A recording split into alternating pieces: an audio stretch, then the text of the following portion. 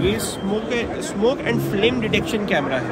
तो ये क्या है कि आपको 10 सेकंड के अंदर अंदर आपको स्मोक और आपको फ्लेम डिटेक्ट करके दे देगा, उसका अलार्म दे देगा। ठीक है ना। IP67 रेटेड है, इंडोर आउटडोर यूज़ कर सकते हैं। IR इल्यूमिनेटर है इनबिल्ट। ओके, तो आपको 80 मीटर तक आपको इवन जो डार्क है तो वहाँ पे तक की भी विजिबिलिटी आ जाती है।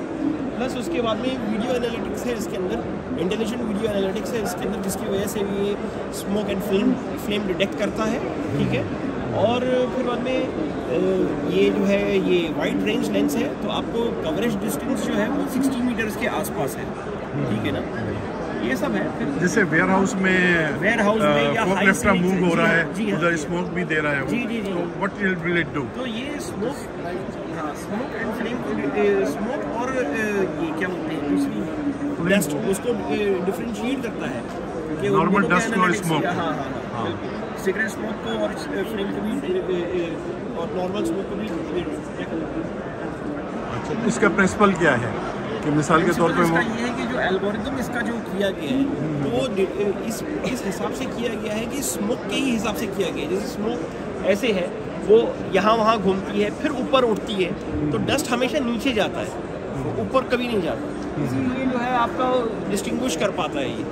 जी हाँ, एल्गोरिथम्स की वजह से, डीप लर्निंग की वजह से, आर्टिफिशियल इंटेलिजेंस की वजह से।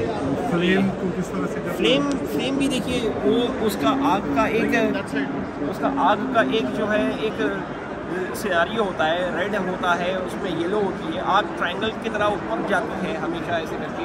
तो इस हिसाब से जो है वो ये करता है, फ्लिकरिंग होती है उसके अंदर, तो इस हिसाब से जो है वो जो है आपको ये डिटेक्शन और देता है। जैसे कि अगर फर्स्ट करो 200 फीट बाई 80 फीट की कोई जगह है, तो how much this cameras will be? इसके अंदर आपको मिनिमम जो फ्लेम होनी चाहिए वो आपको 10 से 15 20 से 25 सेंटीमीटर तक तो आनी चाहिए, तभी डिटेक्ट करना चाहिए। How many cameras will you install in a place having 200 feet by 80 feet? Depends. हमारे पास वी आर हैविंग ये क्या बोलते हैं, Excel based calculation sheet also, so based on your requirement you can design your solution as well. सही।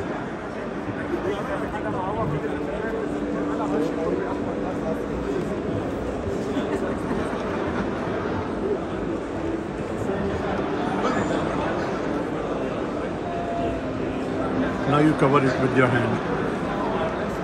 You cover it with your hand.